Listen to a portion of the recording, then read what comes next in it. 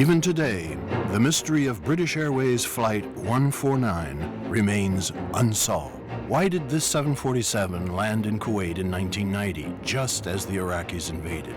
Why did the passengers, 64 of whom were French, become Saddam Hussein's famous human shields? Caught in a political vice, they lived through months of hell. Then they tried to understand. This film tells their story.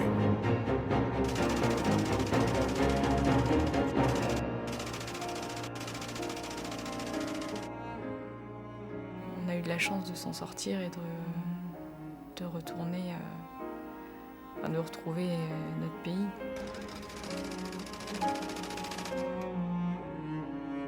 Mais il faut du temps. Il faut du temps avant que toutes ces souffrances morales disparaissent.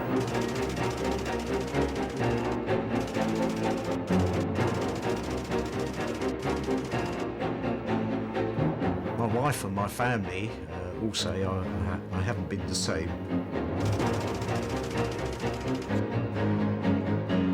L'influence sur le psychisme est probablement forte et reste encore aujourd'hui. Je pense qu'on le sent dans l'émotion que 20 ans après, on perçoit encore en évoquant ces événements qui, pour nous, sont encore présents.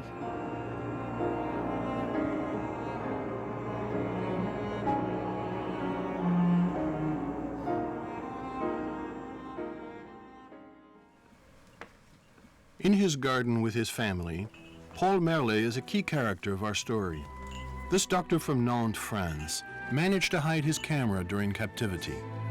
They are the hitherto unpublished pictures you're going to see. He fought for 20 years to re-establish the truth of what had happened to them. That summer, they left Nantes and went to London for their British Airways flight, and the plane was 2 hours late.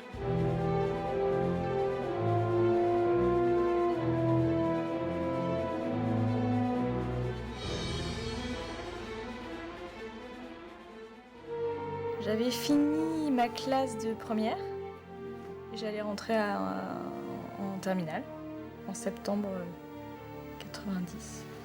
Moi j'étais en terminale, enfin je redoublais le terminal. Je me suis dit, c'est peut-être la dernière occasion de partir tous ensemble vers un pays quand même qu'on ne connaissait pas, qui était la Malaisie. Je n'avais aucune impression particulière. Et je ne pense pas avoir été tellement stressée.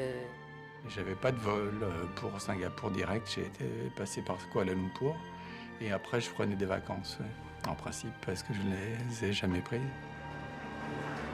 Gabriel Chaldin and the Merlets realized that their flight would stop in Kuwait, which was not on their tickets. The clouds of war were gathering over Kuwait on August the 1st, 1990. Iraqi troops, ready for combat, had amassed on the border, and the entire world was watching the little emirate. Je me suis quand même inquiété et je suis allé voir le personnel de British Airways en demandant, dites donc, vous savez quand même ce qui se passe au Koweït, on envisage toujours un stop au Koweït. On a été rassurés par le personnel qui nous a dit ne vous inquiétez pas, de toute façon, s'il y a le moindre problème, on sera dérouté, donc il n'y a pas de problème.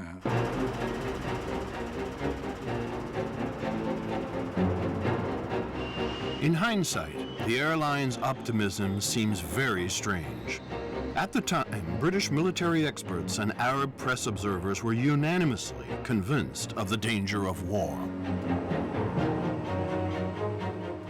It was very clear that Saddam Hussein was absolutely fixated with taking the province of Kuwait as he saw it. I had a feeling in that time that the war is coming. I remember the headline of my newspaper on Thursday, 2nd of August, was like that. Taif talks between Kuwait and Iraq collapsed. So the war is imminent. And as if I'm reading, in my crystal ball that the war will happen definitely. I'm not a fortune teller. I don't have a crystal ball, but everything on the ground indicated that that the war will happen, and it happened. It must have been obvious to intelligence circles that there was a build-up of troops, that all the combat indicators were there. Yet a reaction was being prepared without their knowledge. Paul Merlet made an observation he didn't immediately think was very important.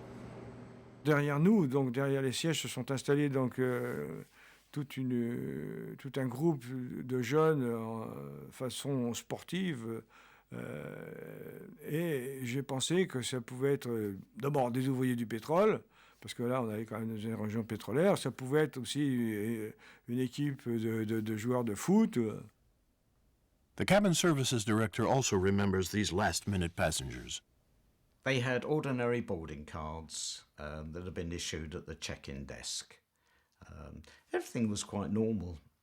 The only abnormal thing was possibly they came on late after our scheduled departure time. But because of the delay, the technical delay, they were able to catch the flight. When the Boeing 747 finally began its voyage, the countdown to war between Iraq and Kuwait had started. When did Saddam Hussein's troops, who'd fought Iran for 10 years, really cross the border? Did Saddam believe, or feign believing, that the US would give him a free hand? Did the passengers have a chance to avoid the trap? Ça aurait pu être un voyage tout à fait ordinaire, si ce n'est que c'est vrai que comme mes parents étaient plutôt inquiets de cette situation, du coup l'ambiance était un petit peu tendue.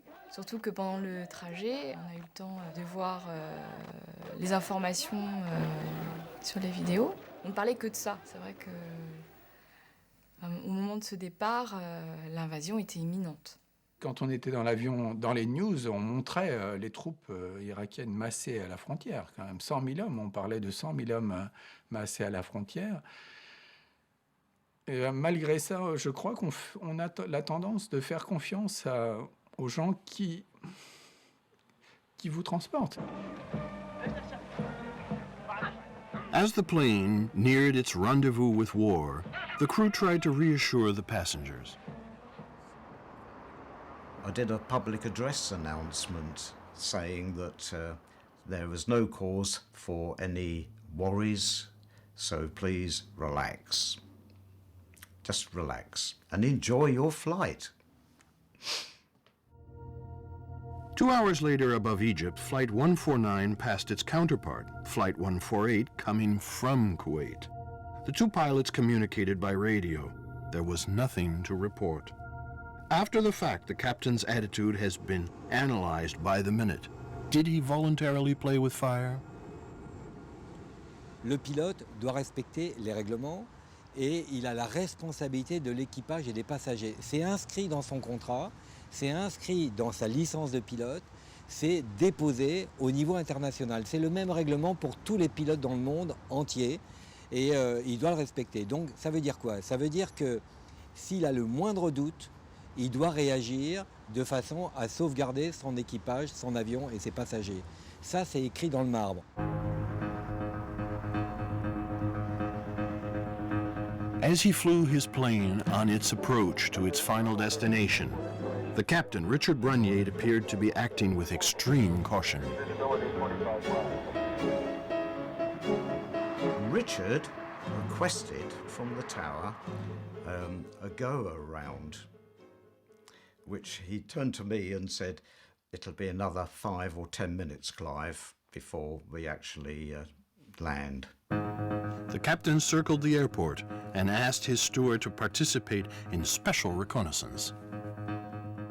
The first officer and the engineer were fairly busy. In fact, I joined in. We were looking out of the window of the cockpit of the jumbo, trying to see if there were any blasts or any sign during the night, because it was all nice and dark out there, of anything like could be possibly bombs going off or any flashes or anything at all in the near vicinity of the airport. Si un pilote se demande ça,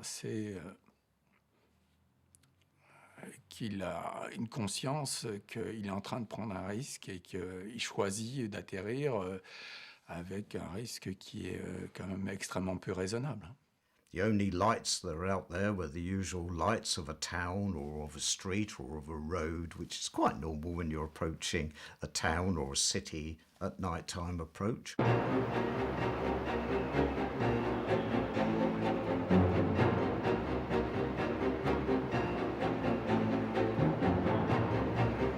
So we turned around and came on finals, and we landed.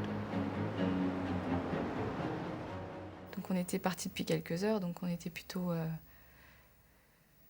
pas très réveillés, plutôt somnolents, mais on a décidé quand même avec papa au moment de ce stop et de cette escale de sortir de l'avion pour nous dégourdir les jambes.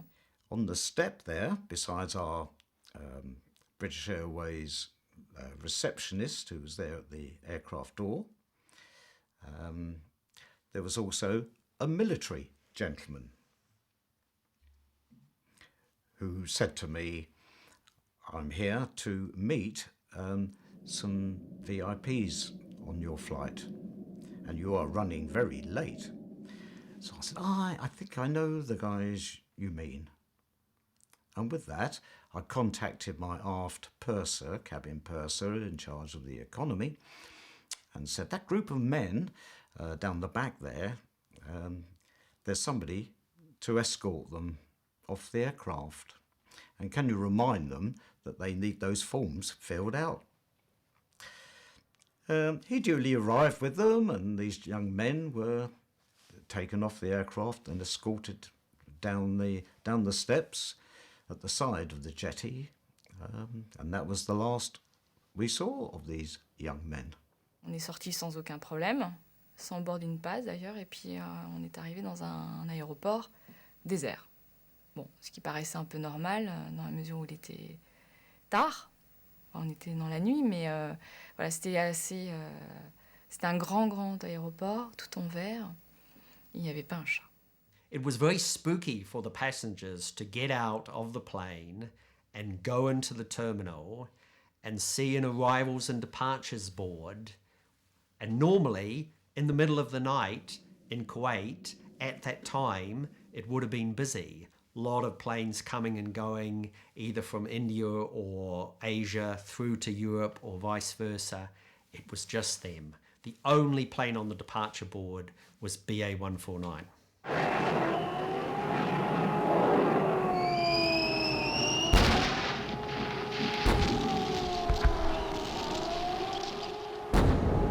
Les mirages, mon souvenir, sont passés 4 fois. Ils sont passés 4 fois en bombardant et en mitraillant les pistes.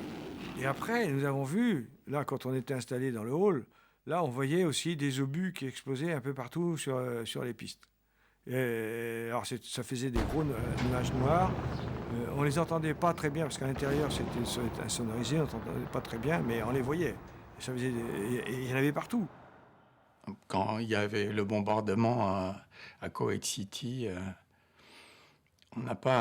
c'est tellement incroyable que ça se passe sous nos yeux qu'on n'a pas la perception du danger. Mais c'est vrai qu'on regardait ça comme si on était au spectacle, sans vraiment se rendre compte de la réalité des choses, jusqu'à ce que papa réalise que cet aéroport tout en verre pouvait exploser à tout moment. Moi, j'étais transie de peur parce que je me disais, ça va rentrer, c'est pas possible, ils vont casser des vitres. While all their baggage remained on the plane they would never reboard, Paul Merle had, by chance, taken his camera. When there was light, the photos he took show he couldn't believe his eyes. They are the only record of the airport's seizure.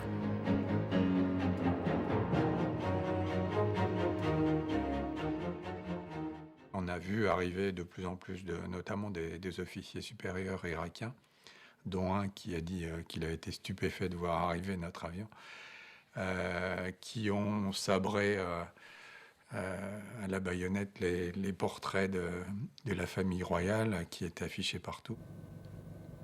The mousetrap had closed on the passengers and crew who were crammed into hotels near the airport. At daybreak, when I pulled the curtains in my room and looked out, right on the beach, one pile of Iraqi vehicles going along the sand, dropping off soldiers every 100 yards or so. And they were all very busy out there, digging massive great holes in the beach and putting soldiers in them with guns every 100 yards or so. Iraqi, who are by nature suspicious of everything, they took all the passengers as hostages and they actually interrogated them. And I believe they interrogated also the crew and the pilots. So it seems they thought that there is something fishy on this flight. The passengers still believed this wasn't their war and that they would be able to leave. Washington, London, and Paris decided otherwise. Iraq's actions go back to the Lord of the Jungle. We have bitter memories of the consequences of failing to challenge annexation of small states in the 1930s. We have learned the lesson that the time to stop the aggressor is at once. Le président Bush a téléphoné dans la nuit du 2 au 3 août 1990 pour demander à François Mitterrand s'il ferait la guerre à ses côtés. Et François Mitterrand a posé la question à Roland Dumas et la réponse a été en définitive positive. Donc je pense que dès le départ, François Mitterrand savait qu'on allait à la guerre. And thanks to the British government and other countries who basically declared to Saddam Hussein that he was to get out of Kuwait now, and then making statements that if he even thought about taking hostages and if he didn't release all the Westerners that he was keeping in these hotels and places, that, well, let's face it, as Maggie said, he wouldn't dare to take hostages or human shields. He wouldn't dare. Please raise their hand. And with just 2 votes from unanimity, the UN Security Council condemned Iraq and voted for an embargo. And so, yes, after about 3 weeks, we were all taken hostage and we were split up into groups of 12 and put into army transports overnight, usually about 2 in the morning, and driven off into the darkness.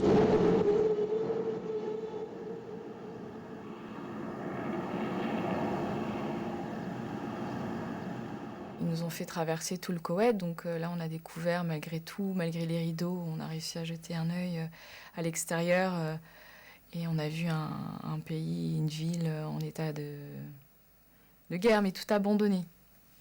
Des voitures détruites, enfin tout détruit, mais pas un chat. Saddam Hussein, who never said hostages but guests, split up the passengers by nationality and put them in strategic places in Iraq. For his guests, the first impression was not good. On est au milieu du désert, il faut connaître, il y a des mines probablement autour de ces sites. C'est des sites dangereux, donc s'échapper, si on n'a pas d'appui local, est quasiment impossible, je pense. Il faut s'imaginer une usine, un site stratégique avec des barbelés, des miradors. Enfin, c'était triste à mourir.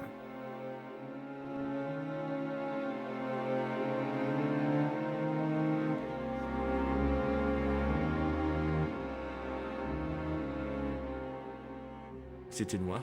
On ne peut pas dire autre chose, hein. C'était vraiment noir. Et pas très grand, non. C'était fait exprès pour nous mettre la pression. C'était infesté de cafards, et puis il fallait faire sans arrêt attention aussi là où on marchait, parce qu'il y avait des scorpions. On avait des WC et des douches communes avec les gardes. Pour moi, ça a été quelque chose d'abominable.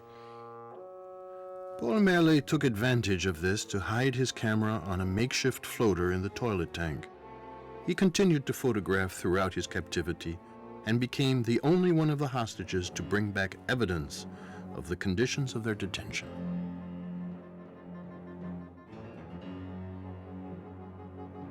La première idée qu'on ait eue, c'était de signaler notre présence. Donc on savait que alors, on n'avait aucun doute que les satellites étaient au-dessus de nos têtes et qu'on était photographiés. Il n'y avait pas de problème. Comme on avait de l'eau en permanence, alors qu'on avait pris un tuyau d'eau et on a arrosé le désert en faisant, parce qu'au début nous n'étions que des Français, on a fait un F, mais qui était au moins 30-50 mètres de long, je ne sais plus, c'était énorme. Et les Irakiens ils nous ont demandé pourquoi est-ce qu'on mettait de l'eau dans le désert, parce que le F qu'on faisait, il fallait le voir, on pouvait le voir que de très haut. Paul Merle was right. The Allies had the equipment needed to spot them. As preparations for a military offensive were moving ever faster, France had reinforced its air and naval presence in the Persian Gulf. For his part, President Mitterrand advocated firmness with Iraq and evoked the hostages situation. Nous ne négligerons rien de notre côté pour leur venir en aide, pour être auprès d'eux et pour aussi leur dire il faut espoir garder.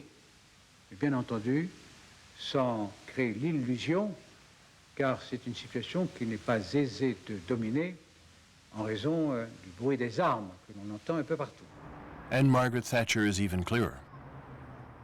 Saddam Hussein is now trying, in his tactics, to hide behind Western women and children and use them as human shields and use them as part of his negotiations. We do not enter into such negotiations. On peut s'étonner que les relations aient été à ce point distendues, mais il n'y avait pas de négociation parce qu'on ne voulait pas qu'il y ait de négociation. Pour qu'une négociation ait lieu, il faut qu'il y ait un but. Il y avait un ultimatum, c'est retirez-vous du Koweït, il était justifié. Alors on aurait pu imaginer une négociation pour faciliter les choses. At the site, the hostages only had the clothes they had been wearing, but they found a way to make a French flag which irritated their guards. When your president comes to France, we fly our guests' flags on the Champs-Élysées, Paul Merle told them. Despite his defiance, Merle has lost a lot of weight, and his son Philip has fallen ill. La faim, c'est quelque chose d'affreux. Il faut avoir à boire, ça, c'est indispensable. Et on a eu la chance d'avoir à boire. Mais avoir faim, c'est affreux d'avoir faim. Affreux, affreux. Et pour des hommes relativement grands et baraqués en plus, ça doit être pire. Parce que ma fille et moi, on a maigri, mais pas trop. Mais mon fils et mon mari ont perdu 15 kilos quand même. On attendait incessamment sous peu que les Américains viennent bombarder l'Irak et nous avec. Ils avaient calfeutré toutes leurs fenêtres avec des scotch, vous savez comme on fait en temps de guerre, des sacs de sable, etc. Mon mari a dit ça y est, ça là maintenant on est bon. On savait que c'était, s'il y avait une guerre, que c'était ces sites qui allaient être bombardés en premier. Ça c'était clair pour nous. Et là, c'est très angoissant quand même pour nous. On bascule vite de la situation de prisonnier, on est à peu près quand même... bien traité à une situation de bouclier humain, parce que là, au point de vue psychologique, c'est plus du tout la même chose. The Americans began Operation Desert Shield by deploying 200,000 soldiers and thousands of planes. Saddam Hussein also assembled his armed forces. And by the end of August, he suddenly announced he would free the women and children. On nous a demandé de nous décider si on voulait partir ou non, maman et moi. Et ça s'est fait très vite, ça s'est fait dans la précipitation. Moi, j'avais envie de partir. Maman ne voulait pas partir, ne voulait pas laisser son mari et son fils seuls. À un moment donné, il faut faire un choix, parce qu'on ne savait pas comment ça allait évoluer, que ça pouvait aller à évoluer vers le pire. Et ça ne se discute même pas. Une vie est une vie. Une vie de sauver, c'est toujours ça le prix. Il faut prendre. Madame, monsieur, bonsoir. Enfin, presque une bonne nouvelle avec le retour d'Irak à 4 heures ce matin d'une jeune Nantaise, Karine Merlet, otage à Bagdad depuis près d'un mois. Oui, j'ai laissé mon père, ma mère et mon frère. Ces derniers, bien indiqué le Quai d'Orsay, sont retenus dans une usine à 100 km de Bagdad. Saddam Hussein actually was always flirting with the West. with the American. He thought that even after the invasion of Kuwait, he can avoid the war. He can, save his regime. And he was willing to give a lot of concessions to the American and to the British. So that's why he released the hostages. And also, he is applying the Arab tradition, showing his goodwill toward the West. He said, look, the hostages, you can take them. And hoping that they will reciprocate. They will give him something in return. They will listen to him. They will talk to him.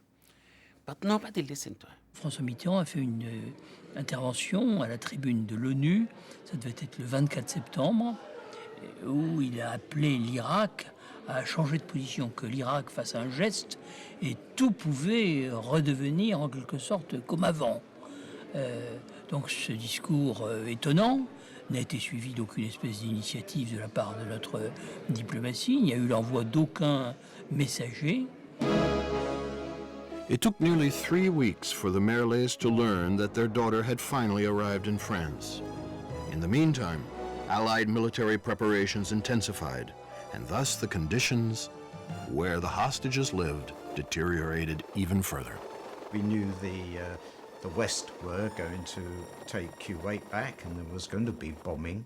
And if you were on a military installation, you've got to be sensible and realistic. So that was very, very scary. Il y a eu plusieurs alertes. Il y a eu des alertes plus ou moins... c'est-à-dire qu'on ne les perçoit pas de la même façon. Il y a des alertes qui étaient en fait liées à des exercices de missiles parce qu'ils voulaient tester probablement leur système de défense. Le premier était presque risible parce qu'ils ont tiré pratiquement à la verticale leur missile qui a fini par retomber. On ne sait pas très bien où, mais en tout cas assez proche parce qu'on a entendu le missile retomber. Et la deuxième fois, donc, un jour après, ils ont tiré le missile beaucoup plus à l'horizontale. Donc, ils l'ont fait exploser en vol. Donc ça, c'est presque... c'est à la fois tragique et risible parce que... je pense qu'à l'époque, on a ri du fait que le missile retombait...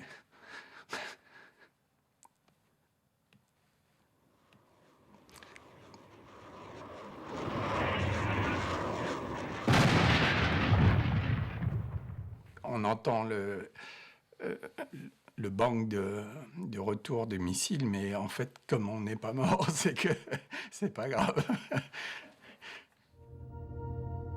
And some are moved from site to site, most often in the dead of the night. They were all taken to Baghdad, and from Baghdad, and a night stop there, and then off to another installation, myself and 3 or 4 others, to a petrochemical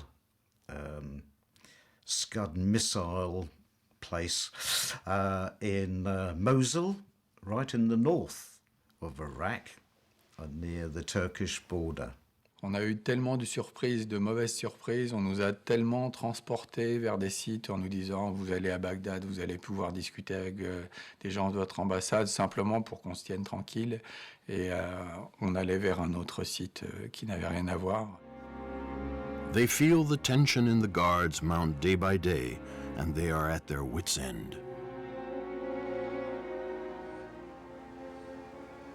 On quittait nos bungalows qui n'étaient pas terribles, mais ils voulaient nous enfermer à l'intérieur des usines dans des trucs noirs dégueulasses. Il n'y avait pas de lumière, il n'y avait rien du tout. Alors là, ça fritait. Moi, je me suis retrouvé avec le t-shirt déchiré, je sais pas, avec les soldats irakiens, on s'est battu avec les soldats irakiens. Ah oui, là, ça, quand mon mari a tapé sur les soldats irakiens et qu'ils étaient fous, on était enfermés dans une espèce de petite pièce, pas plus grande qu'ici, et qu'il était vraiment ivre de colère. Hein. Bon. Là, j'ai vraiment eu très peur. Je me suis dit, là, on se fait fusiller vite fait. In our own case, the Iraqi soldiers dug a massive big hole outside our bungalow. And after a little while of discussion, I found out that, in fact, it was to bury us because they couldn't afford to take us. Should the West invade, they would have to scatter and depart quickly, and they couldn't take us with them. And so they were going to do an evil. But it never happened. On a une perception de la vie et de la mort qui est différente parce qu'on a, pendant des durées longues, envisagé la perspective de mourir de façon presque permanente, donc, et de façon extrêmement aiguë à certains moments. C'est-à-dire que quand il y a une alerte dans un site dangereux, la tension prend des dimensions extraordinaires. Et l'organisme, quand il reste sous tension pendant des périodes, disons que le premier mois, les gens étaient de plus en plus inquiets, mais dans des limites raisonnables. Et au bout d'un mois, pendant les 2 derniers mois, la tension a été extrême. Quand on arrive à un certain stade, on a envie de mourir. On dit ça suffit, ça a assez duré, parce qu'on a cru pendant un temps que quelqu'un allait venir nous chercher, nous sauver. Personne ne venant, on se dit bon ben ça suffit maintenant, autant mourir parce que c'est pas la peine. On sait que quand vous êtes là, on sait que la finalité, c'est quand même la mort. Hein. On y pense. Hein. Vous savez, c'est comme un miroir hein, de la vie. Hein. Vous regardez dans le rétroviseur, vous voyez ce que vous avez passé. Et quand vous voyez des jeunes qui sont avec vous, vous dites bon, moi, ça y est, hein, j'ai effectué plus de la moitié de ma vie. Et quand vous voyez des jeunes qui risquent de mourir, c'est quand même difficile. Hein.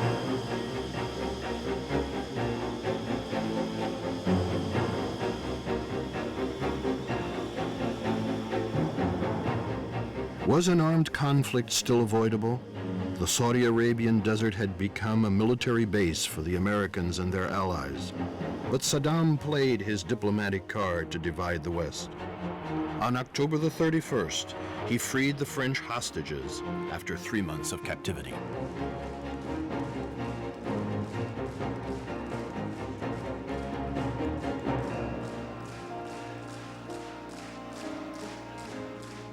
Was this a victory for Saddam Hussein? Did the French negotiate in secret?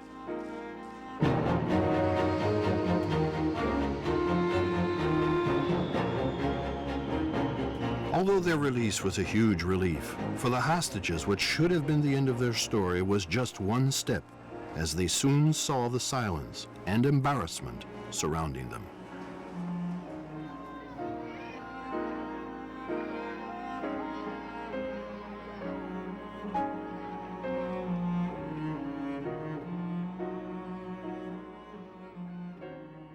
Je savais pas quoi dire, je trouvais pas les mots, je pleurais. J'ai pas cessé de pleurer, je vous dis, jusqu'à ce qu'on retourne à Nantes, donc on va avoir 400 km.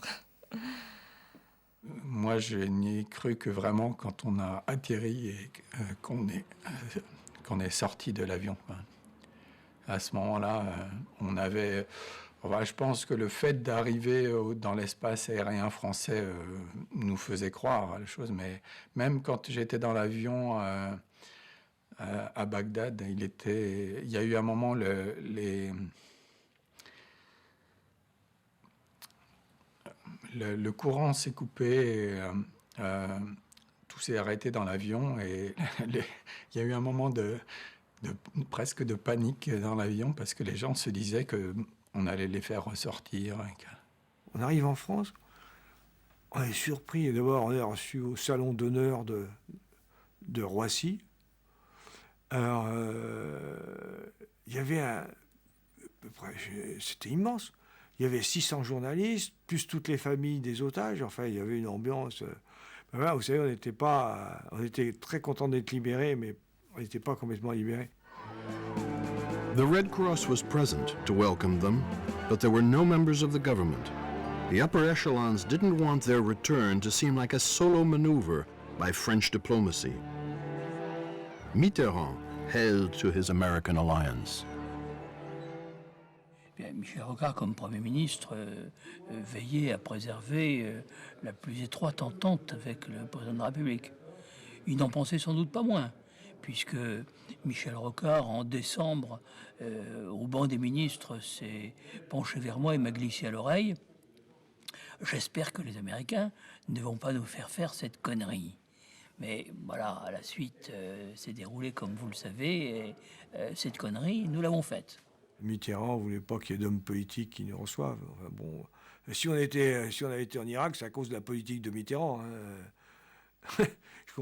Tout ça, on dit que c'est de l'humanitaire, on envoie la Croix-Rouge, mais en fait, si on était otage, pourquoi j'étais otage et pas... moi, français, j'étais otage, mais le passager suisse à côté, lui, il n'est pas otage. Donc c'est bien la politique de Mitterrand qui a fait qu'on était otage. Il faut croire qu'il y a otage et otage. There are hostages, French hostages, and British hostages. The British waited yet another month to be freed. We stayed there for another 3 or 4 weeks until December, when the late mid-December, when all of a sudden Saddam Hussein said all the hostages and guests, he liked the word guests, are allowed to go home. And I arrived home just before Christmas.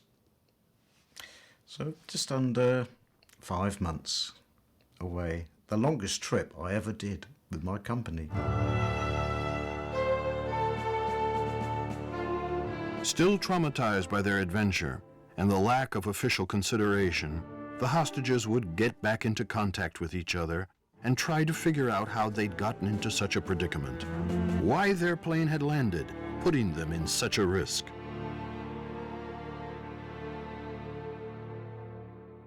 C'est en dehors de toutes les règles en termes d'aviation civile. Le commandant de bord doit assurer la sécurité et être au courant des situations à la seconde, en temps réel, pour pouvoir agir en fonction de ce qu'il a comme information. S'il n'a pas les informations, on peut l'entraîner là où on veut. The British Airways flight landed, its passengers disembarked, and the crew handed over to the successive crew. And the crew then went to their hotels. This all took place before the invasion. The invasion was later. Margaret Thatcher, in her memoirs, gave a different version of when she knew about the invasion to what she had told the House of Commons many years before. Whether she'd just forgotten what she had previously said, I don't know. The version in the memoirs is accurate and makes it clear that they knew in plenty of time to warn the plane. There's no doubt at all that Margaret Thatcher, famous for only sleeping 4 hours a night, would have been up and awake. Margaret Thatcher and all British Prime Ministers, irrespective of their party, will be woken by their officials in the event of something that is critical. There is a sort of a scale of what happens, and it doesn't take long for the chairman of the Joint Intelligence Committee to put together a brief with what in Britain we call advice to ministers, which would have said, option 1, Prime Ministers do this, option 2 is do this, we recommend option 3, and here are the consequences of these various options, and the reason we're going for option 3 is because it has the least risk of loss of life or whatever. So did the captain receive information, or didn't he? Did he choose to ignore it and take, on his own, or following orders, a dangerous initiative? Moi, je pense plutôt sur la version qu'on leur a quand même caché les choses et qu'il a fait en fonction de ce qu'on lui donnait. On pouvait le contacter à tout moment. Il avait ce qu'on appelle un système à carte, c'est-à-dire on peut recevoir des fax à tout moment. On peut avoir ce qu'on appelle le cell call, c'est la sonnerie qui vous indique qu'on cherche à vous appeler sur une fréquence HF directement de Londres s'il faut. Donc à tout moment, les gens pouvaient l'informer. So why did he ignore a message indicating that Iraqi airspace was closed? To this day, British Airways denies the existence of this message. Yet... Voilà la preuve. C'est une note aux aviateurs qui a été émise par le centre de contrôle aérien FIR de Bagdad, qui a été envoyée à toutes les compagnies aériennes, dont British Airways. C'est une note aux aviateurs qui indique que les routes aériennes A60 et G52, qui sont les routes aériennes du sud de l'Irak vers le Koweït, sont fermées pour toute opération. Voilà la preuve absolue que British Airways a reçue. L'espace aérien, au moment où il est parti de Londres, n'était pas fermé. Donc il y a été. Si l'espace aérien s'est fermé en route, on aurait dû lui dire. Et là, il y a soit une faute volontaire ou involontaire, mais il y a une vraie faute. On ne l'a pas mis au courant. Et ça, c'est pas pardonnable. La personne qui était responsable du poste de British Airways au Koweït, donc qui était un poste important à l'époque, une plaque tournante, et son adjoint semblait au minimum conscient qu'il se passait quelque chose. Hein. Et d'autre part, l'un d'entre eux avait fait repartir sa famille plusieurs heures avant que nous, on atterrisse, alors qu'il revenait de vacances 2 jours avant. Donc il y avait un décalage entre la responsabilité qu'aurait dû assumer British Airways et puis ce qui se passait réellement et ce qu'on découvrait de façon assez atterrée. Enfin, de toute façon, envoyer un avion rempli de civils avec 367 passagers plus l'équipage, envoyer un avion dans une zone de guerre, c'est complètement criminel, il n'y a pas d'autre mot. So why that flight actually landed? Why they did not take, safety precaution? Why, they could go to Bahrain, they could go to Qatar, which is not far away. They could go to Dubai, for example. Why the pilot insisted to land in such a dangerous airport, the aerospace was closed and a country was invaded? This actually, until now, puzzling me, and I don't find any answer about it. So this may be because there were maybe troops on the civilian airplane. I don't know, maybe not, but I don't have information to confirm that. But still, I am suspicious. There's been a lot of speculation about the British Airways flight that was that landed in Kuwait after the invasion, and did it have on board special forces personnel? The thing about the special forces is that although in the movies they are running around shooting people and doing daring acts, actually what they really are is exceptionally good observers. And if you have a potential invasion or an invasion underway, you really want to get your observers in.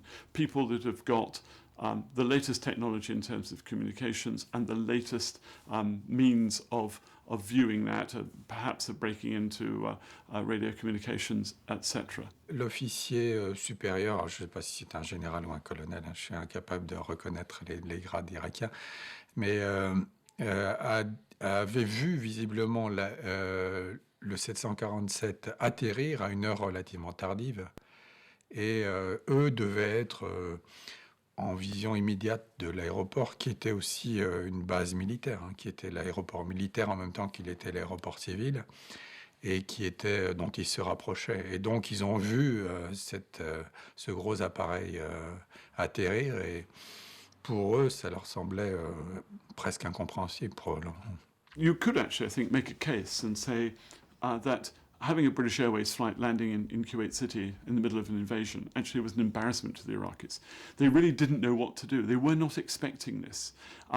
They suddenly are landed with 200 or so potential hostages, or are they spies, or who are they, and what do they do with them? And they're women and children, people of different nationalities, some countries with which Iraq has very good relations, India or France, for example. What do they then do with it? So there is a sort of element of panic. I'm quite sure that there was a huge amount of traffic between the general occupying Kuwait and Baghdad, saying, what do I do now? Do I let them go? Do I keep them? Do I kill them? What do I do?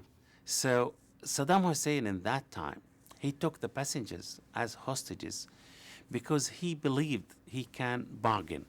He can actually use them as a bargaining chip to, twist the British arms in that time. Also, there were unconfirmed reports that some of those passengers actually were paratroops, were British soldiers were sent to Kuwait. So we don't know actually the truth yet, but I believe Saddam Hussein, maybe he has or he had intelligence information during that time that this plane actually full of British Special Forces. During the flight, a group of passengers had drawn the attention of Merle and the steward. Do you remember? Ce groupe détonnait dans la composition de l'appareil, puisque l'appareil était composé uniquement de familles avec des enfants, pratiquement. Et là, il y a un groupe très important, enfin un groupe assez important d'hommes qui se placent à l'arrière de l'avion, qui montent, alors que tous les passagers ont embarqué, qui s'installent au dernier moment. Tout ça, pour moi, c'est très suspect. These young men at the back who were actually all in a group. They were standing up at the back of the aircraft, chatting away together. When I went up to them and said, "Gentlemen, you're departing our flight, I believe, in Kuwait, and here are your visa landing forms which have to be completed before you enter Kuwaiti immigration." And two of them turned round and gave a little giggle and said, "We don't need those, Gov. We won't be wanting those." And I said, "You will be needing them. It's the law. And if you don't fill them out, you won't get into Kuwait. It's as easy as that. You'll be going on to somewhere else, like Madras or somewhere on this flight." To which one guy said, "Well, I guess I'm the senior bloke here. I'll take them from you, Chief. I'll take all the forms and I'll make sure they're all filled up for our arrival." And so I thought, well, it's a little bit peculiar. Et en fait, je regrette une chose aussi, c'est de ne pas avoir filmé ma famille et mes enfants dans l'avion. Parce que ce groupe de commandos, en fait, on aurait pu voir les visages de ces commandos, maintenant. Ça, c'est mon regret. London always denied, and still officially denies, the presence of commandos on the plane. Yet the clues are disturbing. I interviewed 4 years after the event a SAS guy who was on the flight, on the mission, who signed a sworn affidavit for the BBC outlining his role in the mission and provided me with some secret classified material with details of the mission. And this I was able to cross-check with other accounts and it turned out to be 100% accurate. En fait, le gouvernement britannique s'est servi de l'avion comme un cheval de Troie pour faire, on va dire, atterrir des personnels militaires. Voilà, c'est ça le but. I can't see any reason why the British wouldn't have used a civilian flight to have put special forces, insert special forces. It wouldn't be the first time, I'm sure it wasn't the last time, that aircraft of civilian flights have been used by people in civilian dress who actually had another role. Very interesting thing. There were 2 passenger lists, as there are in these occasions, one held on the plane and one back at BA head office. When we made inquiries initially, and other newspapers and media organisations, BA said the passenger list has gone, it's lost, we can't find it. The other passenger list on the plane was blown up, when the plane was blown up. Et ça confirme que cet avion civil, donc qui soi-disant était à British Airways, en fait, il dépendait plus que de Madame Thatcher, et en fait, c'était British Air Force qu'on avait transformé en avion militaire. No use looking for the black box or other evidence that might have been on the plane. This is what remained after the American bombers destroyed the aircraft when Kuwait was freed in January 1991. I was recently told by US sources, not British sources, that the British government asked the American Air Force when the air war started to do them a favour. Here's the airport, here's a plane, we want you to destroy it, and they did. Of course, in destroying it, they destroyed any evidence that could possibly exist of this intelligence mission, the list, anything else that might have been on board. Mon premier sentiment, c'est que c'est pas Saddam Hussein qui m'a pris en otage, c'est Madame Thatcher qui m'a pris en otage en premier. Elle me dit, toi, tu serviras de bouclier humain, et puis t'as pas intérêt à l'ouvrir parce que tout ce que je raconte, c'est vrai. Et toi, tu racontes des conneries. Voilà, Madame Thatcher, mais les politiciens, c'est comme ça.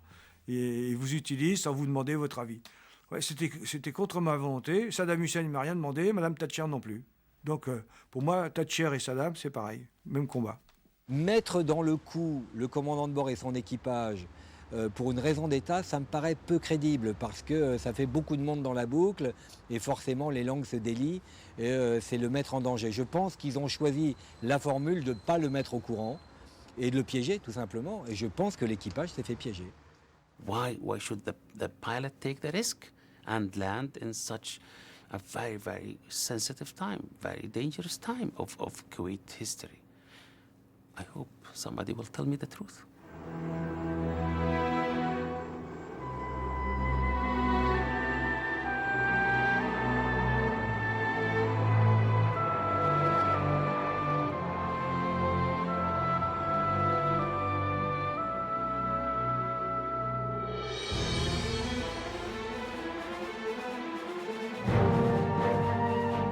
One of the bitter ironies about this story is here are a group of passengers in Britain and elsewhere who received no compensation for 20 years because of what happened. British Airways were paid out in full by their insurance company for their lost plane. They got millions for the plane, which we now believe was destroyed on the orders of their own government.